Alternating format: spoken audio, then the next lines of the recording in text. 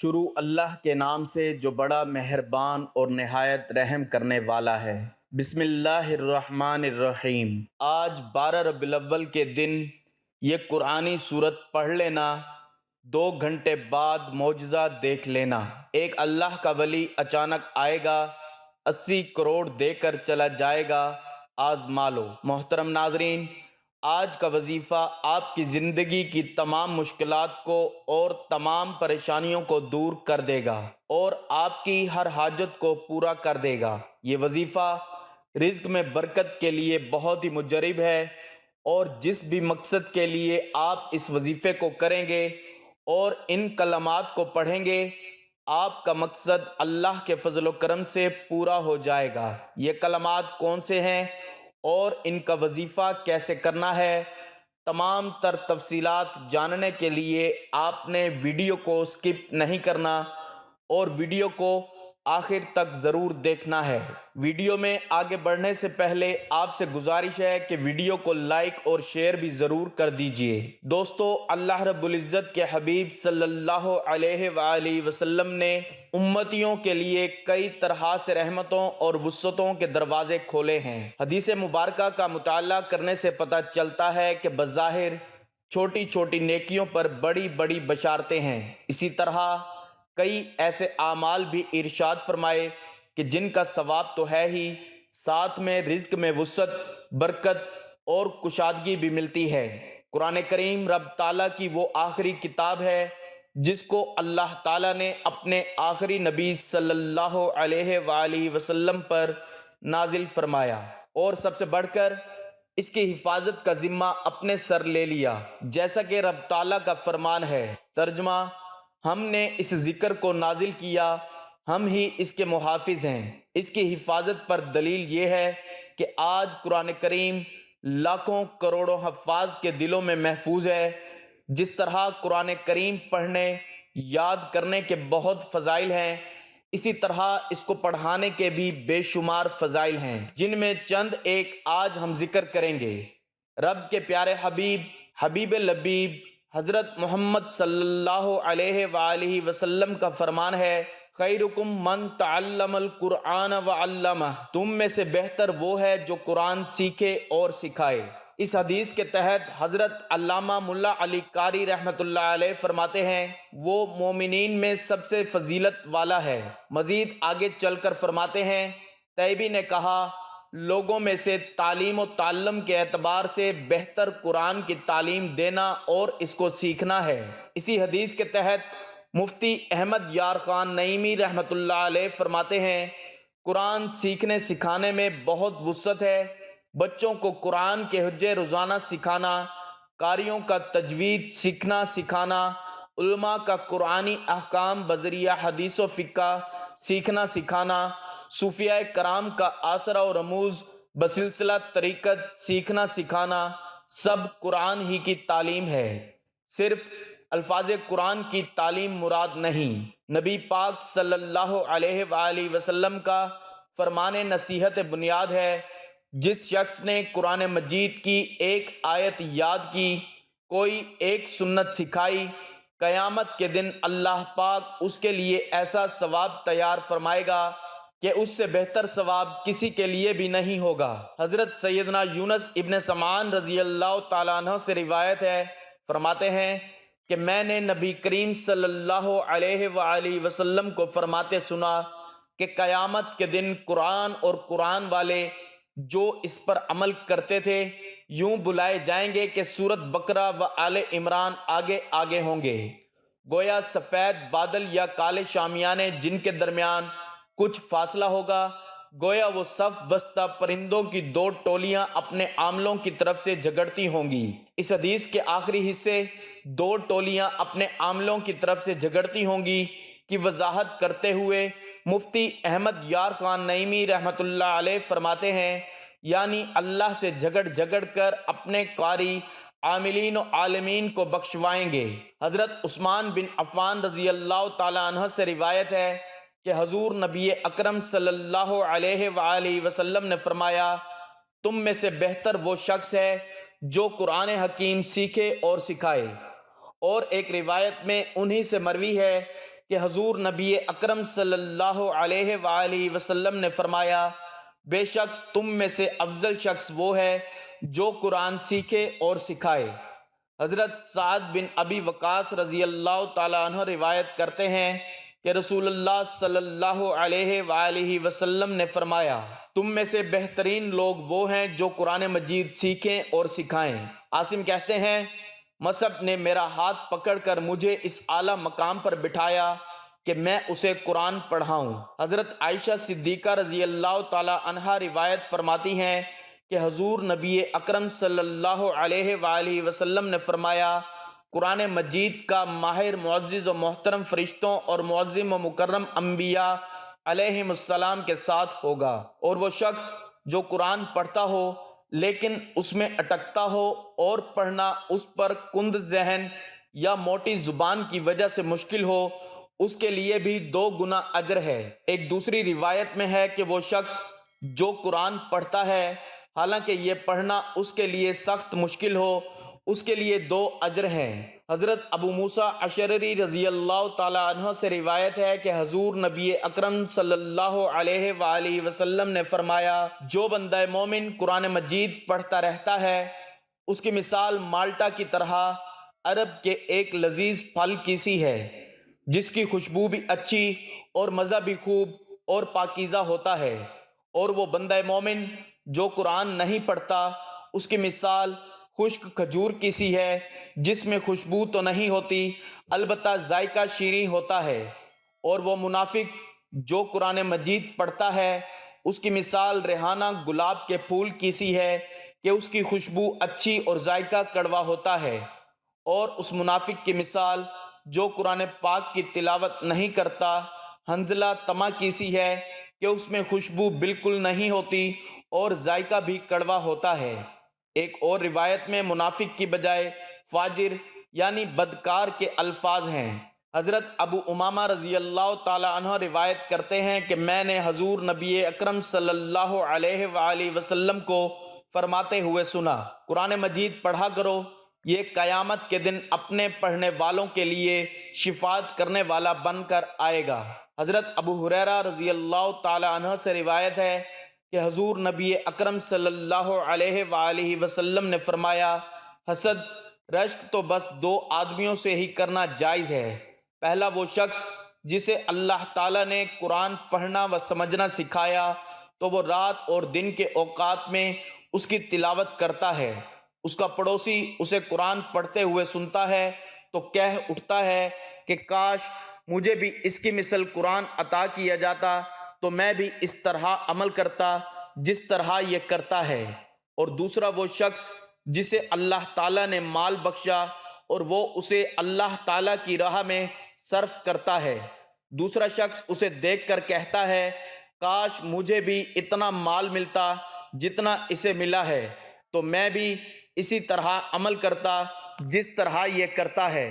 محترم ناظرین، یہ کتاب بندوں کو خالق سے ملاتی ہے، گمراہوں کو صراط مستقیم کا پتہ بتاتی ہے، اجڑے دلوں میں ایمان و یقین کے سبزے اگاتی ہے، قلب و جگر کو تقوی و طہارت کے نور سے منور کرتی ہے، مایوسی میں ڈوبی ہوئی زندگیوں میں امید و آس کی شمع روشن کرتی ہے، روحانی و جسمانی امراض کا صفایا کرتی ہے، پریشانیوں کو دور کرتی ہے، اور اس کے علاوہ نہ جانے کتنی صفات کی حامل یہ بے نظیر کتاب ہے۔ اسی طرح قرآن پاک کی ایک چھوٹی سی سورت ہے، اگر اس سورت کو آج 12 ربیع الاول کے دن بتائے گئے طریقے کے مطابق پڑھ لیں تو اللہ کے فضل و کرم سے آپ کو دولت ملے گی، یعنی کہ اللہ پاک آپ کے لیے ایسے ایسے اسباب پیدا کر دیں گے کہ آپ کی ہر پریشانی دور ہو جائے گی اور ہر خواہش پوری ہو جائے گی۔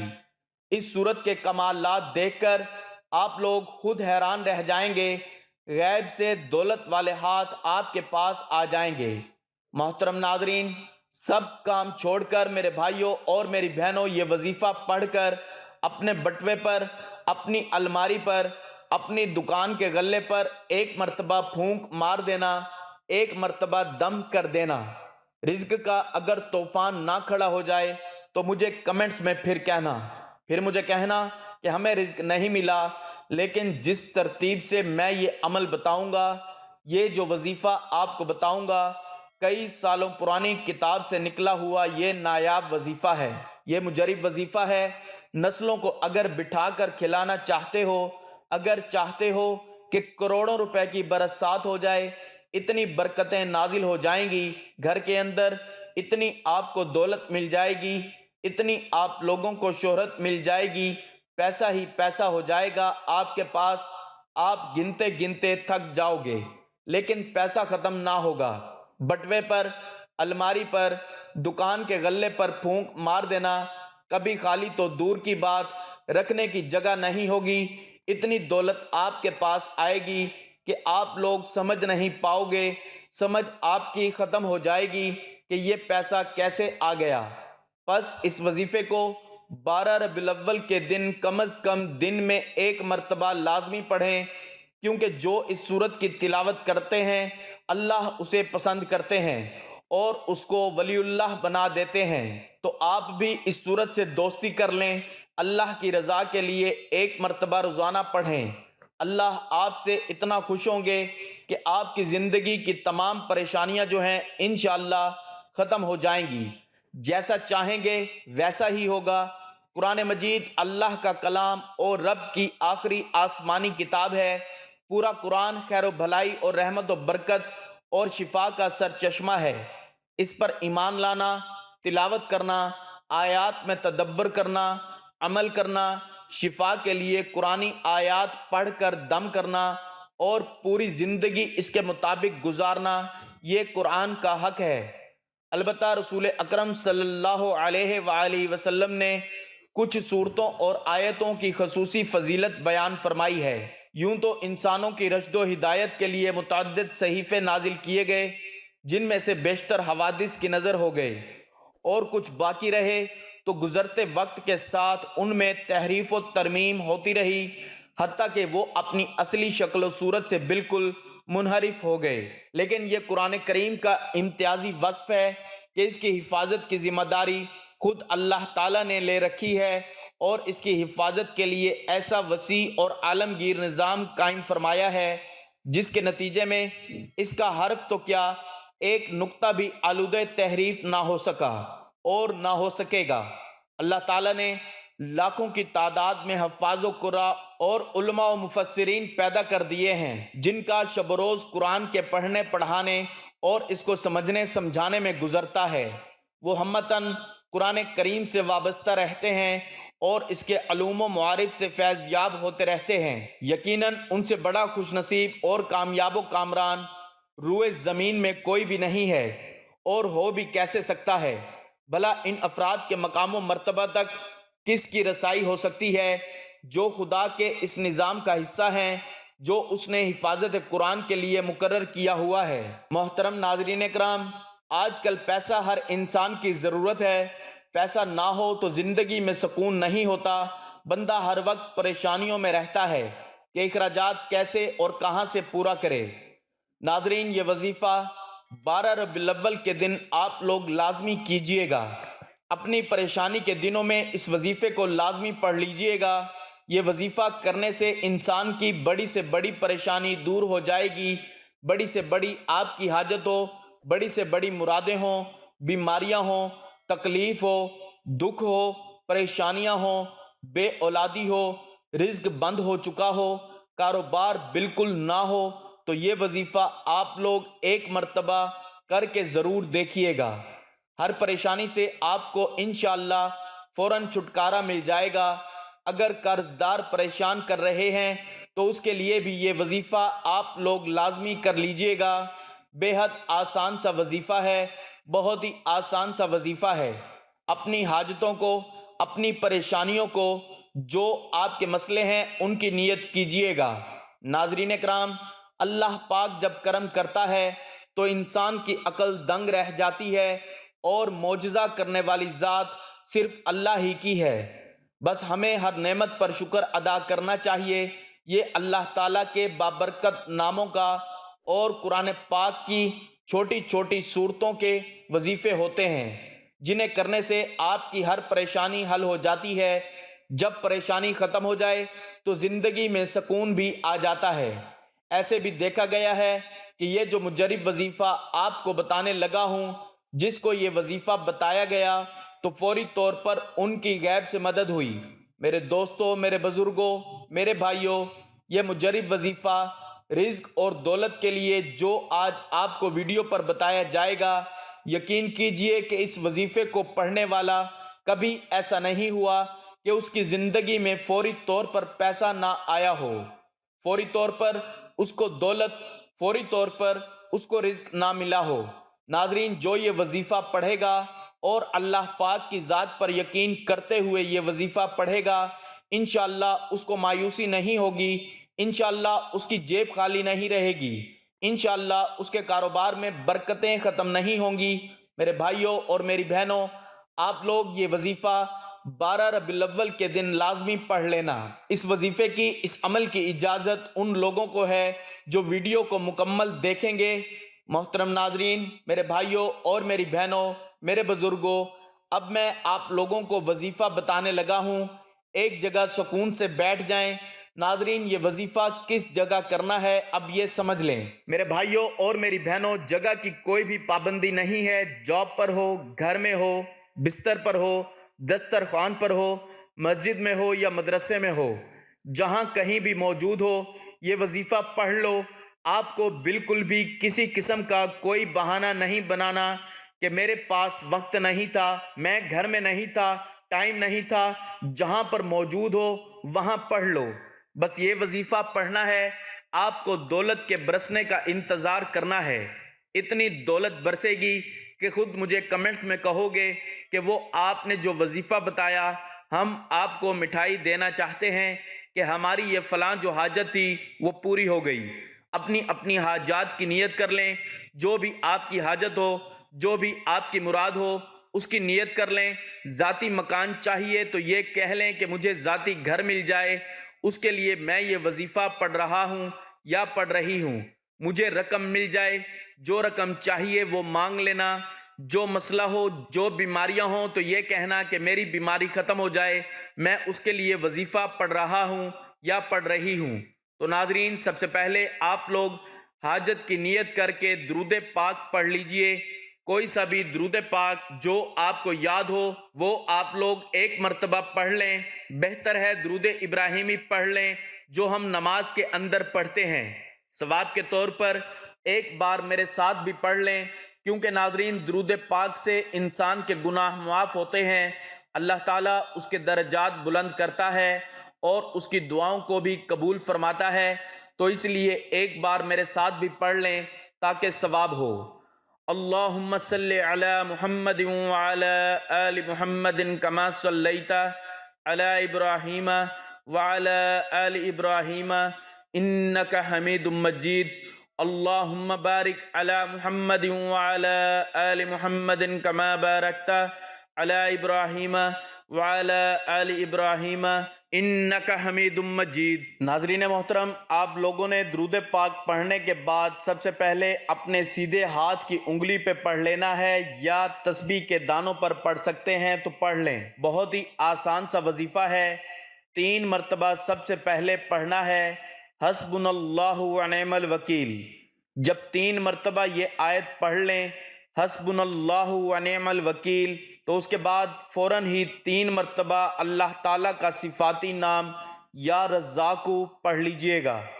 3 مرتبہ یا رزاقو پڑھنے کے بعد قرآن پاک کی ایک چھوٹی سی سورت جو آج کے 12 ربیع الاول کے وظیفے کی ہے وہ پڑھ لینی ہے۔ یہ سورت ہے سورۃ الکوثر۔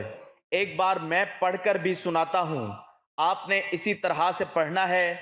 بسم اللہ الرحمن الرحیم، انا اعطیناک الکوثر فصل لربک وانحر ان شأنک ھو الابتر۔ ترجمہ: بلا شبہ ہم نے تجھے کوثر عطا کی، پس تو اپنے رب کے لیے نماز پڑھ اور قربانی کر، یقیناً تیرا دشمن ہی لا ولد ہے۔ مسند احمد میں ہے کہ رسول اللہ صلی اللہ علیہ وآلہ وسلم پر غنودگی سی طاری ہو گئی اور دفعتاً سر اٹھا کر مسکرائے۔ پھر یا تو خود آپ صلی اللہ علیہ وآلہ وسلم نے فرمایا یا لوگوں کے اس سوال پر کہ نبی کریم صلی اللہ علیہ وآلہ وسلم کس لیے مسکرائے؟ تو آپ صلی اللہ علیہ وآلہ وسلم نے فرمایا مجھ پر اس وقت ایک سورت اتری، پھر آپ نے بسم اللہ الرحمن الرحیم پڑھ کر اس پوری سورت انا اعطیناک الکوثر فصلی لربک وانحر ان شأنیک هو الابتر کی تلاوت کی اور فرمایا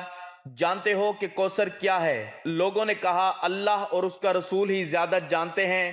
فرمایا وہ ایک جنت کی نہر ہے جس پر بہت بھلائی ہے، جو میرے رب نے مجھے عطا فرمائی ہے، جس پر میری امت قیامت والے دن آئے گی۔ اس کے برتن آسمان کے ستاروں کی گنتی کے برابر ہیں۔ بعض لوگ اسے ہٹائے جائیں گے تو میں کہوں گا اے میرے رب یہ بھی میرے امتی ہیں، تو کہا جائے گا آپ کو نہیں معلوم کہ ان لوگوں نے آپ کے بعد کیا کیا بدعتیں نکالی تھیں؟ اور حدیث میں وارد ہوا ہے کہ اس میں 2 پرنالے آسمان سے گرتے ہوں گے۔ نسائی کی حدیث میں ہے یہ واقعہ مسجد میں گزرا۔ اسی سے اکثر قاریوں کا استدلال ہے کہ یہ سورت مدنی ہے، اور اکثر فقہا نے اس حدیث سے استدلال کیا ہے کہ بسم اللہ الرحمن الرحیم ہر سورت میں اس کے ساتھ ہی نازل ہوئی تھی، اور ہر سورت کی ایک مستقل آیت ہے۔ مسند کی ایک اور حدیث میں ہے کہ نبی کریم صلی اللہ علیہ وآلہ وسلم نے اس آیت کی تلاوت کر کے فرمایا کہ مجھے کوثر عنایت کی گئی جو ایک جاری نہر ہے لیکن گڑھا نہیں ہے، اس کے دونوں جانب موتی کے خیمے ہیں، اس کی مٹی خالص مشک ہے اور اس کے کنکر بھی سچے موتی ہیں۔ اور روایت میں ہے کہ معراج والی رات آپ نے آسمان پر جنت میں اس نہر کو دیکھا اور جبرائیل علیہ السلام سے پوچھا کہ یہ کون سی نہر ہے؟ تو جبرائیل علیہ السلام نے فرمایا کہ یہ کوثر ہے جو اللہ تعالیٰ نے آپ کو دے رکھی ہے۔ اور اسی قسم کی بہت سی حدیثیں ہیں اور بہت سی ہم نے سورت اسراء کی تفسیر میں بیان بھی کر دی ہیں۔ ایک اور حدیث میں ہے کہ اس کا پانی دودھ سے زیادہ سفید اور شہد سے زیادہ میٹھا ہے، جس کے کنارے دراز گردن والے پرندے بیٹھے ہوئے ہیں۔ سیدنا ابو بکر صدیق رضی اللہ تعالیٰ عنہ نے سن کر فرمایا وہ پرندے تو بہت ہی خوبصورت ہوں گے۔ آپ نے فرمایا کھانے میں بھی وہ بہت ہی لذیذ ہیں۔ اور روایت میں ہے کہ سیدنا انس رضی اللہ تعالیٰ عنہ نے نبی کریم صلی اللہ علیہ وآلہ وسلم سے سوال کیا کہ کوثر کیا ہے؟ اس پر آپ نے یہ حدیث بیان کی تو عمر رضی اللہ تعالیٰ عنہ نے ان پرندوں کی نسبت یہ فرمایا۔ سیدہ عائشہ صدیقہ رضی اللہ تعالیٰ عنہ فرماتی ہیں یہ نہر جنت کے درمیان میں ہے۔ ایک منقطع سند سے سیدہ عائشہ رضی اللہ تعالیٰ عنہ سے مروی ہے کہ کوثر کے پانی کے گرنے کی آواز جو سننا چاہے وہ اپنے دونوں کانوں میں اپنی دونوں انگلیاں ڈال لے۔ اولاً تو اس کی سند ٹھیک نہیں، دوسرے اس کے معنی یہ ہیں کہ اس جیسی آواز آتی ہے نہ کہ خاص اسی کو آواز ہو۔ صحیح بخاری میں سیدنا عبداللہ بن عباس رضی اللہ عنہما سے مروی ہے کہ کوثر سے مراد وہ بھلائی اور خیر ہے جو اللہ تعالیٰ نے آپ کو عطا فرمائی ہے۔ ابو بشر کہتے ہیں کہ میں نے سعید بن جبیر رحمۃ اللہ علیہ سے یہ سن کر کہا کہ لوگ تو کہتے ہیں کہ یہ جنت کی ایک نہر ہے، تو سعید نے فرمایا وہ بھی ان بھلائیوں اور خیر میں سے ہے جو آپ کو اللہ کی طرف سے عنایت ہوئی ہیں۔ اور بھی سیدنا ابن عباس رضی اللہ تعالیٰ عنہما سے مروی ہے کہ اس سے مراد بہت سی خیر ہے، تو یہ تفسیر شامل ہے حوض کوثر وغیرہ سب کو۔ کوثر ماخوذ ہے کثرت سے، جس سے مراد خیر کثیر ہے، اور اسی خیر کثیر میں حوض جنت بھی ہے، جیسا کہ بہت سے مفسرین سے مروی ہے۔ مجاہد رحمت اللہ علیہ فرماتے ہیں دنیا اور آخرت کی بہت بہت بھلائیاں مراد ہے۔ اکرمہ فرماتے ہیں نبوت، قرآن، ثواب، آخرت کوثر ہے۔ اور یہ بھی یاد رہے کہ سیدنا عبداللہ بن عباس رضی اللہ عنہما سے کوثر کی تفسیر نہر کوثر سے بھی مروی ہے، جیسا کہ ابن جریر میں سندن مروی ہے کہ آپ نے فرمایا کوثر جنت کی ایک نہر ہے جس کے دونوں کنارے سونا چاندی ہے جو یاقوت اور موتیوں پر بہہ رہی ہے، جس کا پانی برف سے زیادہ سفید ہے اور شہد سے زیادہ میٹھا ہے۔ ناظرین، جب 3 مرتبہ سورۃ الکوثر پڑھ لیں اس کے بعد آخر میں اتنا ہی درود پاک لازمی پڑھنا ہے جتنا آپ نے وظیفے کے شروع میں پڑھا تھا۔ یہ پڑھ کر آپ نے اپنے بٹوے پر، الماری پر، جہاں آپ پیسے رکھتے ہوں، اپنی دکان کے گلے پر پھونک مار دیں۔ ناظرین، اتنا آسان وظیفہ ہے، جس ترتیب سے جس تعداد میں بتایا گیا ہے اتنی ہی تعداد میں کیجئے گا، اپنی طرف سے کمی یا بیشی مت کیجئے گا۔ اس عمل کی بہت زیادہ برکت ہے۔ آپ لوگ اس کو 12 ربیع الاول کے دن لازمی کر لیجئے گا۔ اس کو کرنے سے آپ کی جتنی خواہشات ہوں گی وہ پوری ہو جائیں گی، آپ کی نسلوں کے بھی مسائل حل ہو جائیں گے۔ تو ناظرین، اپنے مقاصد اور خواہشات کی تکمیل کے لیے روزانہ کی بنیاد پر بتائے گئے طریقے کے مطابق اس سورت کی تلاوت کیا کریں۔ اس سے آپ کی تمام پریشانیاں دور ہو جائیں گی اور روز محشر یہ سورت انسان کی شفاعت کا باعث بنے گی۔ اس کے علاوہ سورت کوثر کے بہت سے فوائد ہیں۔ رزق میں فراگی، دشمن کا خاتمہ، گھر میں امن و سکون، میاں بیوی میں پیار محبت، بیماریوں سے نجات اور رزق میں برکت اور وسعت جیسے فوائد اس سورت کی بدولت ملتے ہیں۔ دعا ہے کہ اللہ تعالی ہمیں 5 وقت کا نمازی بنائے اور قرآن پاک کی تلاوت کرنے کی توفیق عطا فرمائے، آمین۔ ناظرین، گزارش ہے کہ اللہ تعالیٰ کے 99 ناموں میں سے کوئی ایک نام لکھ کر کمنٹس میں ضرور شیئر کیجئے۔ اللہ تعالیٰ ہم سب کا حامی و ناصر ہو، آمین۔ جزاک اللہ۔